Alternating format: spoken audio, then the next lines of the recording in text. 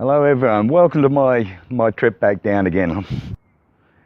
We really could have done with one of these on the way down, but then again we could have done with a solar system, some sails, the boat finished off, a nice comfortable bed, comfortable saloon. There's a lot of things we could have done with, but we did get it here.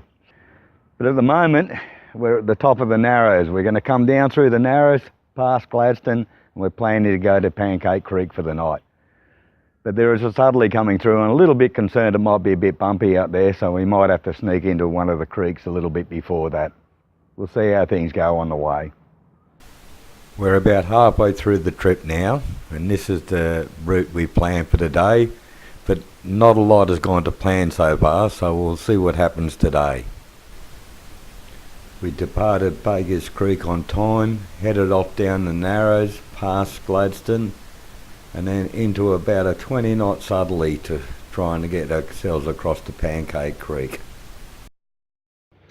Now on this trip down we have had quite a few things go wrong, but nothing that you wouldn't really expect, because it is a shakedown cruise. The boat hadn't been used before, it's brand new, not complete, and there are going to be a lot of things going wrong. Now we've worked all our way around it and got through it all, but I have managed to really terrify my wife on one of the days, but she's still with me, hadn't mutinied yet, so we'll just keep going and hope she stays on the boat for the rest of the trip. I better explain the Narrows to you. Now the Narrows are very appropriately named.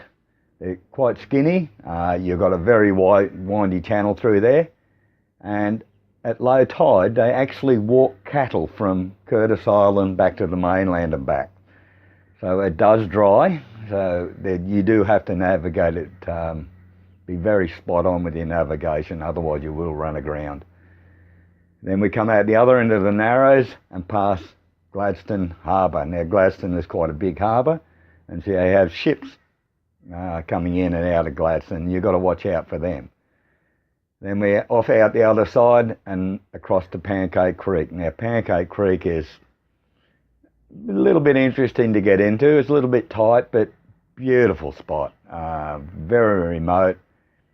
There might be one or two other boats in there, but that's really about it. There's not much there normally, but beautiful beach. When you walk along the beach, yours are the only footprints. It's that sort of place. We've come out past Gladstone and found ourselves in a 20-knot southerly on the nose. That was going to put us a little bit late getting into Pancake Creek for the tides, so what we decided to do was head across to Coliseum Inlet, spend the night there, and head off down to Pancake Creek the next day.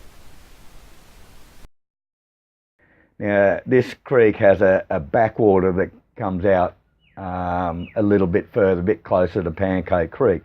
If the tides are okay, I'll be able to sneak through there. But I won't really know that until I get a really good chance to have a look at it and see whether I think I can go through there or not. Because I haven't been through there, so it'll be totally new. I might have to come back out of this creek and then go to Pancake Creek. We'll see what happens. My draft is about 3.5 foot, so I know if I get any less than that, I'm going to start bumping the bottom and I'll get stuck. So I don't really want that, because you've got to keep going. I want to keep going south. A couple of other interesting points. And now we've sailed all the way down. We're about halfway down the trip. I've scared the hell out of my wife a few times. I've had a trolling line out whenever I could. Still haven't caught a fish, but nobody has fallen off the boat yet. I didn't make it to Pancake Creek. I did sneak up this creek. Beautiful spot, absolutely stunning. You know, those houses along the shore. We're just south of Tannum Sands, is where this creek we've gone into. Quite wide, but no channel markers. Had to be careful of the bar on the way in, but we were coming in on a pretty high tide, so I wasn't that concerned.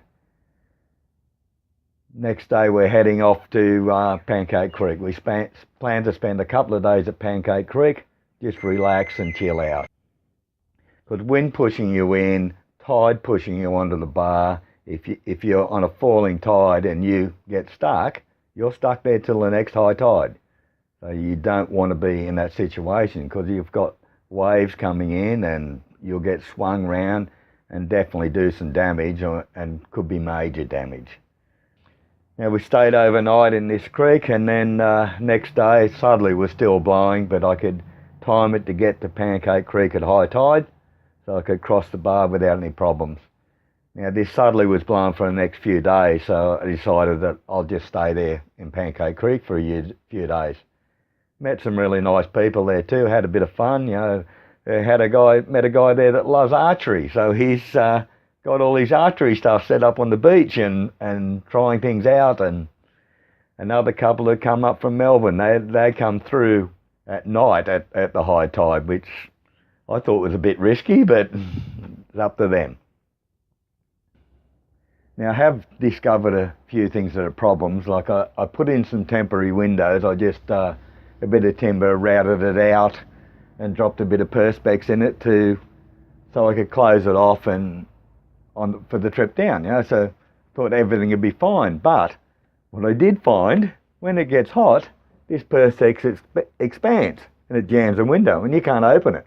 So it's not real good when it's hot and you can't open a window.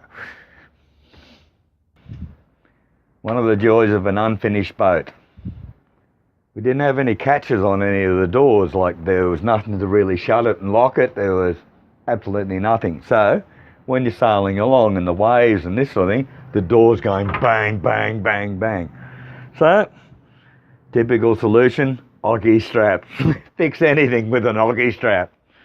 Clipped it on, round the door, through the window, and clipped it up, and that held the door back and stopped it from banging all the time.